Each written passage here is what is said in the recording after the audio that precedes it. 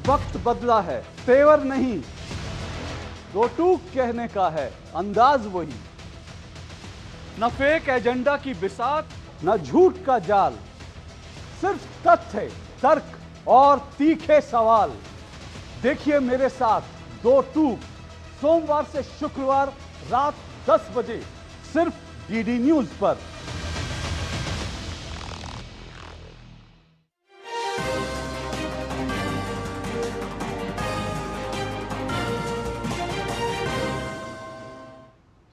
नमस्कार, DD news पर आप सभी दर्शकों का स्वागत है। मैं हूं साइमा खान। नजर डाल लेते हैं सबसे पहले हेडलाइंस पर। प्रधानमंत्री नरेंद्र मोदी आज सुबह 10 बजे छात्र छात्राओं के साथ करेंगे परीक्षा पर चर्चा कार्यक्रम के तहत संवाद। पीएम ने कहा कि परीक्षाओं से जुड़े बहुत से दिलचस्प विषयों पर होगी बात।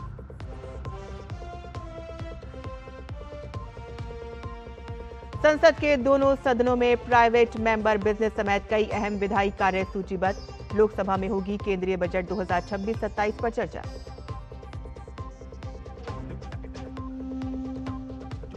गृह मंत्री अमित शाह का जम्मू कश्मीर दौरा, सुरक्षा और विकास कार्यों की करेंगे समीक्षा। देश की सुरक्षा के लिए बलिदान देने वाले शहीदों के परिजनों से भेंट कर सौंपेंगे नियुक्ति पत्र।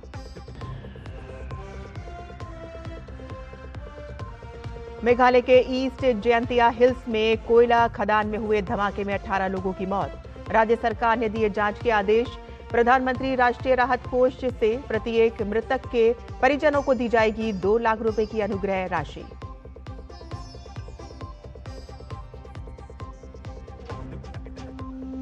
अमेरिका और ईरान के बीच परमाणु वार्ता आज। मस्कट पहुंचे दोनों देशों के प्रतिनिधिमंडल। ईरान केवल परमाणु मुद्दे पर बातचीत के लिए अड़ा।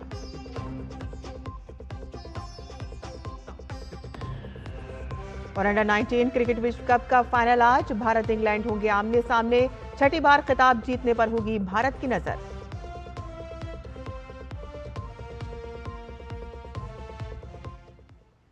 समाचार विस्तार से। छात्रों के साथ प्रधानमंत्री के लोकप्रिय संवाद कार्यक्रम परीक्षा पे चर्चा के नवे संस्करण का प्रसारण आज 10 बजे से दूरदर्शन, पीएम ई विद्या और नरेंद्र मोदी यूट्यूब चैनल पर होगा। प्रधानमंत्री इस कार्यक्रम के जरिए छात्रों के अलावा अभिभावकों और शिक्षकों के साथ संवाद करेंगे और उन्हें परीक्षा के तनाव से निपटने के गुर बताएंगे। और इस बार परीक्षा पे चर्चा कार्यक्रम के लिए MyGov पोर्टल पर 4.5 करोड़ से अधिक पंजीकरण हुए, जो अपने आप में एक रिकॉर्ड है। प्रधानमंत्री नरेंद्र मोदी विभिन्न अवसरों पर स्कूली छात्रों के साथ संवाद करने का मौका नहीं छोड़ते, पर परीक्षा पे चर्चा प्रधानमंत्री का सबसे पसंदीदा कार्यक्रम है, जिसके जरिए वो देश भर के छात्रों के साथ रूबरू होते हैं और उन्हें परीक्षा के तनाव से बेहतर तरीके से निपटने के गुर बताते हैं। प्रधानमंत्री इस कार्यक्रम के जरिए छात्रों को ये बताते हैं कि परीक्षा को कैसे सकारात्मक सोच के साथ लेना चाहिए और इसे एक उत्सव की तरह सेलिब्रेट करना चाहिए। परीक्षा पे चर्चा कार्यक्रम से जुड़ने और प्रधानमंत्री के साथ संवाद करने के लिए इस बार देश भर के स्कूली छात्रों में जबरदस्त उत्साह देखने को मिला। कार्यक्रम के 9वें संस्करण के लिए MyGov पोर्टल पर 4.5 करोड़ से अधिक छात्रों, शिक्षकों और अभिभावकों ने पंजीकरण किया, जो किसी भी अन्य संस्करण के मुकाबले अधिक है। माननीय प्रधानमंत्री जी के इस अनूठी प्रयास से लगभग 4.5 करोड़ बच्चे, अभिभावक और शिक्षक जुड़ गए रजिस्ट्रेशन के माध्यम से। और हम 12 से 23 जनवरी के बीच में परीक्षा पे चर्चा के लिए जागरूकता अभियान भी चलाते हैं। इस अभियान के दौरान 2 करोड़ से ज़्यादा लोगों ने इसमें हिस्सा लिया। तो 6.5 करोड़ बच्चे, शिक्षक और अभिभावक इससे जुड़े हुए हैं, क्योंकि सब लोग सुनना चाहते हैं कि माननीय प्रधानमंत्री जी का क्या अनुभव है जब माननीय प्रधानमंत्री जी बच्चों के साथ मिल करके अपने अनुभवों को साझा करते हैं, उनकी बातों को भी सुनते हैं और समाधान देते हैं और समाधान ढूंढते हैं साथ में। इस साल परीक्षा पे चर्चा की खास बात यह है कि प्रधानमंत्री ने इस बार दिल्ली के अलावा देवमोगरा, कोयम्बटूर, रायपुर और गुवाहाटी में भी एग्जाम वॉरियर्स के साथ संवाद किया है। इसमें प्रधानमंत्री ने तनाव मुक्त परीक्षाओं के महत्व पर बल दिया है और चुनौतियों से पार पाने, संतुलन बनाए रखने और आत्मविश्वास बढ़ाने के लिए व्यावहारिक सुझाव साझा किए हैं। पूरी दुनिया में ऐसा कोई राष्ट्र नहीं होगा जहां राष्ट्र के जो प्रधानमंत्री हो वो छात्रों से डायरेक्ट संवाद करके उनको भयमुक्त करने के लिए प्रयास कर रहे हैं। दूसरा, इसमें से छात्रों को सिर्फ पढ़ाई नहीं, उसके साथ साथ आपको टोटल फुल डेवलपमेंट होना चाहिए। इसलिए आपको स्पोर्ट्स में हो, कल्चरल एक्टिविटीज़ में हो, अच्छी नींद भी करनी चाहिए। आप तो एआई और मोबाइल का उपयोग तो करें, लेकिन उसका लिमिट में रहना, ये सारी चीज़ें जब एक प्रधानमंत्री छात्रों से बात करते हैं तो एक अलग तरीके का मोटिवेशन निर्माण होता है। पिछले साल परीक्षा पे चर्चा का 8वां संस्करण नई दिल्ली के सुंदर नर्सरी में आयोजित किया गया था, जिसमें प्रधानमंत्री ने देश के हर राज्य और केंद्र शासित प्रदेशों के 36 स्कूली बच्चों के साथ संवाद किया था। इसके अलावा खेल और अनुशासन, मानसिक स्वास्थ्य, पोषण, टेक्नोलॉजी और फाइनेंस, क्रिएटिविटी और सकारात्मकता और मानसिक शांति जैसे विषयों पर 7 अलग-अलग एपिसोड्स का भी प्रसारण किया गया था, जिनमें इन क्षेत्रों से जुड़ी प्रतिष्ठित हस्तियों ने शिरकत की थी। 2018 में शुरू हुआ परीक्षा पे चर्चा कार्यक्रम देश भर के छात्रों के बीच बेहद लोकप्रिय है और उन्हें इस कार्यक्रम के जरिए प्रधानमंत्री को सुनने का बेसब्री से इंतजार रहता है। बच्चों में परीक्षा के तनाव को दूर करने, उनके सपनों को नई उड़ान देने और उन्हें एग्जाम वॉरियर बनाने में ये कार्यक्रम काफी मददगार साबित हुआ है। निशांत सौरभ की रिपोर्ट, डीडी न्यूज। गृह एवं सहकारिता मंत्री अमित शाह जम्मू कश्मीर के 2 दिवसीय दौरे पर हैं। जम्मू हवाई अड्डे पर पहुंचने पर उपराज्यपाल मनोज सिन्हा ने गृह मंत्री का स्वागत किया। गृह मंत्री आज राज्य में आयोजित होने वाले कई कार्यक्रमों में हिस्सा लेंगे। अमित शाह आज राज्य में सुरक्षा और विकास कार्यों की समीक्षा करने के साथ ही कठुआ जिले में सीमा चौकी, गुरनाम और मोबिया का निरीक्षण करेंगे और साथ ही जवानों के कल्याण की 6 योजनाओं का डिजिटल माध्यम से लोकार्पण और शिलान्यास भी करेंगे। और इस दौरान अमित शाह लोक भवन जम्मू में देश की सुरक्षा के लिए अपना सर्वोच्च बलिदान देने वाले शहीदों के परिजनों से भेंट कर नियुक्ति पत्र सौंपेंगे। मेघालय के ईस्ट जयंतिया हिल्स जिले में गुरुवार को एक अवैध कोयला खदान में विस्फोट होने से कम 18 मजदूरों की मौत हो गई। यह घटना थांगस्कू इलाके में हुई है और इस हादसे के बाद राज्य के मुख्यमंत्री कॉनराड संगमा ने हादसे पर दुख जताया। मुख्यमंत्री और उप मुख्यमंत्री लगातार जिला प्रशासन, संबंधित विभागों और पुलिस के साथ संपर्क में हैं। मुख्यमंत्री ने खदान विस्फोट की घटना के जांच के आदेश भी दिए हैं। प्रधानमंत्री नरेंद्र मोदी और केंद्रीय गृह मंत्री अमित शाह ने घटना पर गहरा दुख व्यक्त किया है। प्रधानमंत्री राष्ट्रीय राहत कोष से प्रत्येक मृतक के परिजनों को 2 लाख रुपए की अनुग्रह राशि और घायलों को 50,000 रुपए की अनुग्रह राशि दिए जाने का ऐलान किया गया है। As I said, whoever is responsible for this particular incident, very strict action will be taken. We will not let anybody who's involved in this let go. These are things that cannot be tolerated anymore. So therefore, we will take action against all those who are involved. संसद के budget सत्र के दौरान आज दोनों सदनों में कई अहम विधायी कार्य सूचीबद्ध हैं। दोनों ही सदनों में लोकसभा और राज्यसभा में प्रश्नकाल सूचीबद्ध हैं और इसके दौरान सांसद विभिन्न मंत्रालयों से सवाल पूछेंगे, जिनका जवाब संबंधित मंत्री देंगे। लोकसभा की कार्यसूची में केंद्रीय बजट 2026-27 पर चर्चा होना सूचीबद्ध है। शुक्रवार का दिन प्राइवेट मेंबर बिल और प्राइवेट मेंबर प्रस्तावों के लिए निर्धारित होता है और ऐसे में दोनों सदनों में निजी सदस्यों द्वारा विधेयक और प्रस्ताव पेश किए जाएंगे। और इससे पहले कल राज्यसभा में प्रधानमंत्री नरेंद्र मोदी ने गुरुवार को राष्ट्रपति के अभिभाषण पर धन्यवाद प्रस्ताव पर जवाब दिया। प्रधानमंत्री के जवाब के बाद सभापति सीपी राधाकृष्णन ने धन्यवाद प्रस्ताव को मतदान के लिए रखा और विपक्ष की अनुपस्थिति में ये प्रस्ताव भी राज्यसभा में ध्वनि मत से पारित हो गया। गुरुवार को लोकसभा में राष्ट्रपति के अभिभाषण पर धन्यवाद प्रस्ताव भारी हंगामे के बीच पारित कर दिया गया। विपक्ष के लगातार शोर शराबे के बावजूद सदन ने संवैधानिक प्रक्रिया को पूरा करते हुए धन्यवाद प्रस्ताव को बहुमत से मंजूरी दी। प्रधानमंत्री नरेंद्र मोदी ने सत्ता में आने के बाद लंबित परियोजनाओं के काम में तेजी लाने और उन्हें जल्द से जल्द पूरा करने के लिए प्रगति नाम से एक पहल की शुरुआत की और इसका मकसद था प्रोजेक्ट में देरी की वजहों का पता लगाकर उसका समाधान निकालना। और इस पहल की 50 बैठकें हो चुकी हैं और 85 लाख करोड़ की 3,300 से ज्यादा परियोजनाओं को जल्द पूरा किया गया है। प्रगति की ये पहल कैसे कमाल कर रही है, इसी पर हम एक सीरीज चला रहे हैं जिसका नाम है प्रगति एट 50, विकास को गति।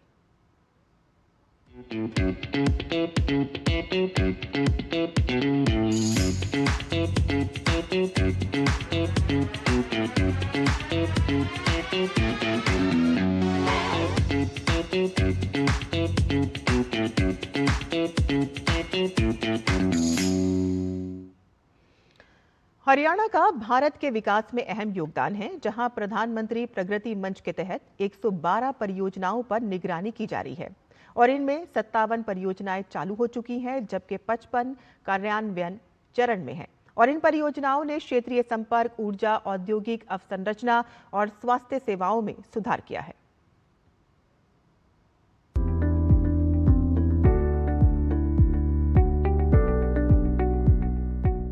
भारत के विकास के नक्शे पर हरियाणा का महत्वपूर्ण स्थान है। राष्ट्रीय राजधानी दिल्ली से इसकी निकटता, राष्ट्रीय राजमार्गों, एक्सप्रेसवे, रेल माल ढुलाई गलियारों, बिजली बुनियादी ढांचों और मुख्य माल ढुलाई केंद्र होने के नाते विकसित भारत बनाने में हरियाणा की भूमिका बढ़ जाती है। मौजूदा समय में प्रधानमंत्री प्रगति प्लेटफॉर्म के जरिए राज्य में 6.38 लाख करोड़ रुपए के कुल निवेश वाली 112 परियोजनाओं की निगरानी की जा रही है। इनमें से 2.55 लाख करोड़ रुपए की 26 उच्च मूल्य वाली परियोजनाएं हैं, जो राष्ट्रीय स्तर पर बुनियादी ढांचों के निर्माण में हरियाणा के महत्व को उजागर करती हैं। भारत सरकार का जो प्रगति प्लेटफॉर्म है, ये हरियाणा प्रदेश की प्रगति में एक मील का पत्थर साबित होगा। मैं इसके लिए देश के यशस्वी प्रधानमंत्री आदरणीय मोदी जी को बहुत बहुत बधाई भी देता हूं, क्योंकि डबल इंजन सरकार में जो आदरणीय मोदी जी के नेतृत्व में योजनाएं दिल्ली से चलती हैं, उन योजनाओं को धरातल पर उतारने का काम हरियाणा सरकार करती है।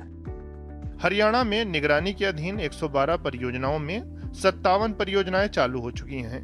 55 परियोजनाएं कार्यान्वयन के अधीन हैं, मतलब संख्या के हिसाब से आधे से अधिक परियोजनाएं चालू हो चुकी हैं, जबकि कुल निवेश मूल्य का लगभग 85% अभी भी कार्यान्वयन के अधीन है। बात चालू परियोजनाओं की करें तो कुल चालू हो चुकी 57 परियोजनाओं में से 13 परियोजनाएं, जिनका मूल्य 30,463 करोड़ रुपए है, की समीक्षा प्रगति के जरिए की गई। क्षेत्रवार देखें तो चालू परियोजनाओं में सड़कों और राजमार्ग से जुड़ी 30 परियोजनाएं, तेल और गैस की 10 परियोजनाएं, विद्युत ट्रांसमिशन और वितरण की 9 परियोजनाएं, रेलगाड़ी से संबंधित 4 परियोजनाएं, विद्युत उत्पादन की 3 परियोजनाएं शामिल हैं। इन परियोजनाओं ने राज्य में क्षेत्रीय संपर्क, ऊर्जा, ट्रांसमिशन क्षमता और औद्योगिक सहायक अवसंरचना को मजबूती दी है। जो आदरणीय प्रधानमंत्री जी का संकल्प है विकसित भारत, उस विकसित भारत में ये योजनाएं एक मील का पत्थर साबित होंगी। प्रगति द्वारा निगरानी की जाने वाली प्रमुख परियोजनाओं में शामिल है पश्चिमी समर्पित माल ढुलाई गलियारा, पूर्वी समर्पित माल ढुलाई गलियारा, Delhi Amritsar Katra expressway package, Delhi Vadodara greenfield expressway package, Dwarka expressway और शहरी विस्तार सड़क सेकंड पैकेज, 4G कवरेज से वंचित गांवों के लिए परियोजना। प्रगति स्तर की समीक्षाओं ने इन राष्ट्रीय महत्व के गलियारों के लिए अंतरराज्यीय, अंतर मंत्रालयी और भूमि संबंधी बाधाओं के समय पर समाधान को संभव बनाया है, या कहें कि प्रगति के जरिए हरियाणा की विकास की गति को तेज रफ्तार मिली है। Bureau report, DD news.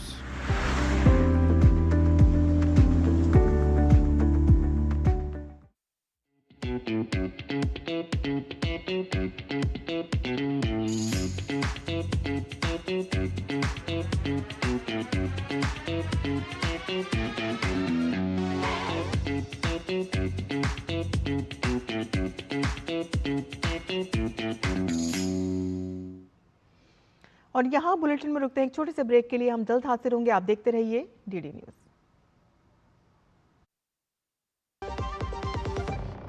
MDH kitchen king मसाले को किंग क्यों कहते हैं? अगर MDH का किचन किंग किचन में हो तो हम सब कुछ बना सकते हैं। बैंगन का भरता, आलू गोभी, भिंडी मसाला, मिक्स वेजिटेबल, मटर पनीर और भी बहुत कुछ। ये तो मैजिक है। बहुत बढ़िया। Like magic. MDH। संडे को भी लैपटॉप पे लगे हो? अरे काम वाम छोड़ो, लाइफ में थोड़ा इंटरेस्ट लो। आपके लिए रिक्लाइनर चेयर ऑर्डर कर रहा हूँ, ये देखो। अरे इतनी महंगी चेयर क्यों ले रहा है? आप ही कहते हो लाइफ में ज्यादा इंटरेस्ट लो। अब जब ज्यादा इंटरेस्ट मिल रहा है तो कहीं खर्चने तो दो। ज्यादा इंटरेस्ट? स्टेबल मनी पे घर बैठे एफडी कराएं और पाएं 8% तक इंटरेस्ट। स्टेबल मनी, इंडिया का FD booking app, download now. Shiv Prasad ji को बीमारी के कारण 15 बार हॉस्पिटल में एडमिट होना पड़ा। पॉलिसी बाजार की टीम ने उनका लाखों का क्लेम अप्रूव करवाने में पूरी हेल्प की। पॉलिसी बाजार पर 1 करोड़ का हेल्थ इंश्योरेंस सिर्फ 550 रुपए महीने से शुरू।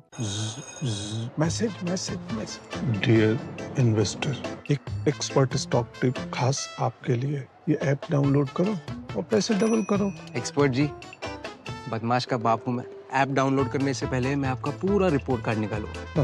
मैं मूर्ख नहीं हूँ। डिस्टेंस। यूपीआई कहता है अगर कोई ऐसी सलाह दे तो पहले एडवाइजर की पूरी जांच कर ले और कहे मैं मूर्ख नहीं।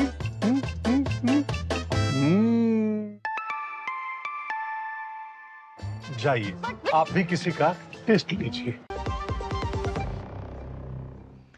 ब्रेक के बाद आपका फिर से स्वागत है।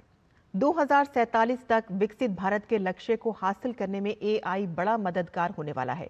AI में भारत अब दुनिया का नेतृत्व करने की तैयारी कर रहा है और इसी मकसद से दिल्ली में 16 से 20 फरवरी तक भारत AI इम्पैक्ट समिट 2026 का आयोजन होगा।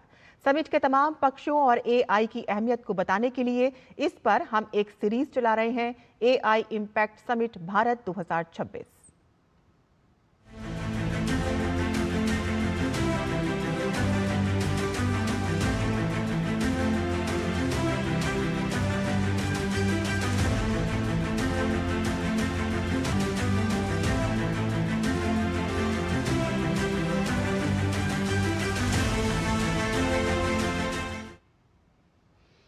आर्टिफिशियल इंटेलिजेंस आज हम सबकी जिंदगियों का अहम हिस्सा बन गया है और इसकी जरूरत को समझते हुए भारत दुनिया को एक मजबूत मंच इंडिया AI इम्पैक्ट समिट देने जा रहा है। देखिए हमारी ये खास रिपोर्ट।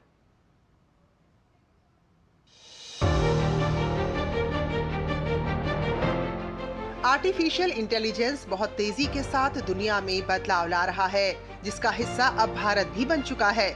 भारत इसी तकनीक के भविष्य को दिशा देने के लिए दुनिया के सबसे बड़े मंच की तैयारी कर चुका है।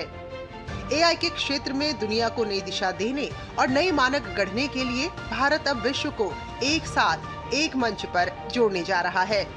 इसके लिए भारत में आयोजित हो रहा है इंडिया AI इम्पैक्ट समिट। 16 से 20 फरवरी तक दिल्ली में आयोजित होने जा रही समिट के लिए दुनिया भर से प्रतिनिधिमंडल भारत पहुंचेंगे। सम्मेलन में 15 राष्ट्राध्यक्षों, सरकार प्रमुखों, 40 से अधिक मंत्रियों, 100 से अधिक प्रमुख CEO और CXO, साथ ही 100 से अधिक प्रतिष्ठित शिक्षाविदों की भागीदारी की पुष्टि हुई है। इस शिखर सम्मेलन का एक महत्वपूर्ण स्तंभ उद्योग जगत की सहभागिता भी है। सम्मेलन में Jio, Qualcomm, OpenAI, NVIDIA, Google, Microsoft, Adobe और गेट्स फाउंडेशन समेत उद्योग जगत के साझेदारों के शामिल होने की उम्मीद है। शिखर सम्मेलन सप्ताह में भारत मंडपम और सुषमा स्वराज भवन में लगभग 500 से अधिक चुनिंदा कार्यक्रम आयोजित किए जाएंगे, जिनमें नेतृत्व स्तर के संवाद, प्रदर्शनियां और विशेष सत्र शामिल होंगे। AI इम्पैक्ट एक्सपो में 840 से अधिक प्रदर्शक हिस्सा लेंगे, जिनमें कंट्री पवेलियन, मंत्रालय, राज्य सरकारें, उद्योग, स्टार्टअप और अनुसंधान संस्थान शामिल हैं। संयुक्त राष्ट्र महासचिव एंटोनियो गुटेरेस ने आर्टिफिशियल इंटेलिजेंस के वैश्विक एजेंडे को दिशा देने के लिए भारत की अग्रणी भूमिका की सराहना करते हुए कहा कि इस शिखर सम्मेलन के माध्यम से विकासशील देशों में क्षमता निर्माण को लेकर वैश्विक सहयोग को मजबूती मिलेगी। I do believe that AI is today an absolutely crucial issue in international relations and one of the biggest challenges of our times. So it is very important that countries come together, discuss it also with the civil society in all kinds of circumstances. And I praise India for having assumed the leadership in relation to the summit.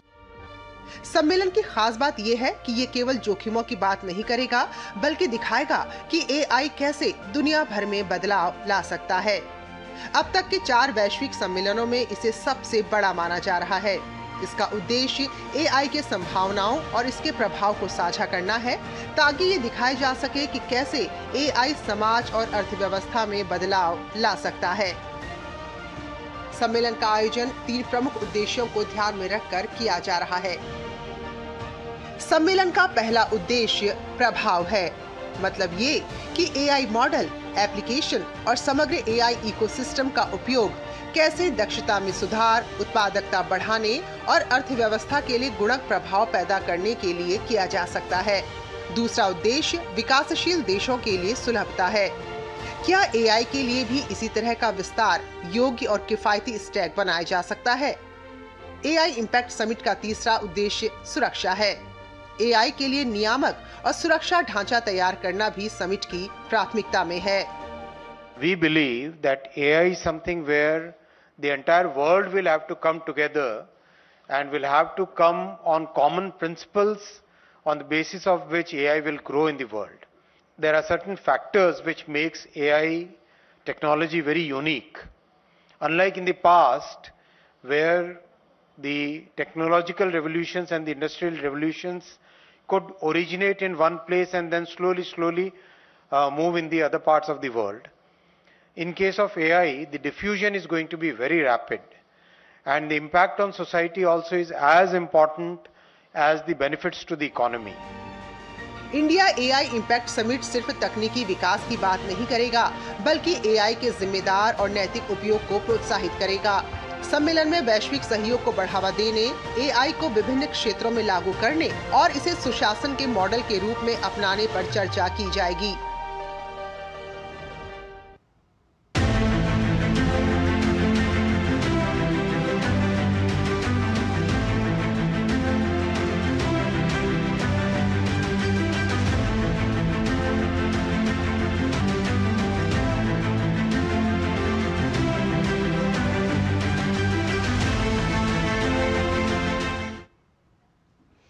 और अंतर्राष्ट्रीय खबरों की बात करें तो Iran और America के बीच परमाणु वार्ता आज ओमान की राजधानी मस्कट में होगी। ईरान के विदेश मंत्री ने इस वार्ता की पुष्टि की। बातचीत से पहले स्थान और प्रारूप को लेकर मतभेद रहे, लेकिन अंततः अमेरिका ने ओमान में वार्ता पर सहमति दी। इस बीच दोनों देशों के बीच तनाव बरकरार है। इस वार्ता पर पूरी दुनिया की नजरें टिकी हुई हैं।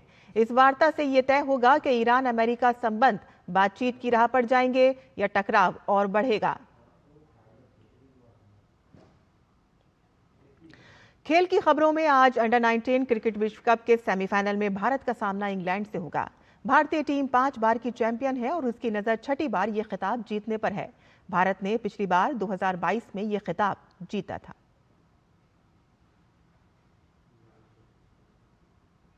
पड़ाव पर पहुंच चुका है। प्रतियोगिता के फाइनल में भारत और इंग्लैंड की टीमें आमने सामने होंगी। प्रतियोगिता में भारत के प्रदर्शन की बात करें तो भारत ने अमेरिका के खिलाफ पहले ग्रुप मैच से ही बेहतरीन खेल दिखाया है। भारत के बल्लेबाज शानदार फॉर्म में हैं।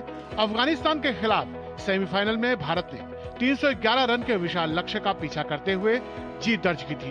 भारत की तरफ से कप्तान आयुष महात्रे और सलामी बल्लेबाज आरोन जॉर्ज ने यादगार पारियां खेली थी। वहीं अगले महीने 15 साल के होने जा रहे वैभव सूर्यवंशी प्रतियोगिता में 3 अर्धशतक और 1 शतक लगा चुके हैं। मध्य क्रम में विहान मल्होत्रा ने भी कई अच्छी पारियां खेली है, जबकि विकेटकीपर बल्लेबाज अभिज्ञान कुंडू भी 2 अर्धशतक लगा चुके हैं।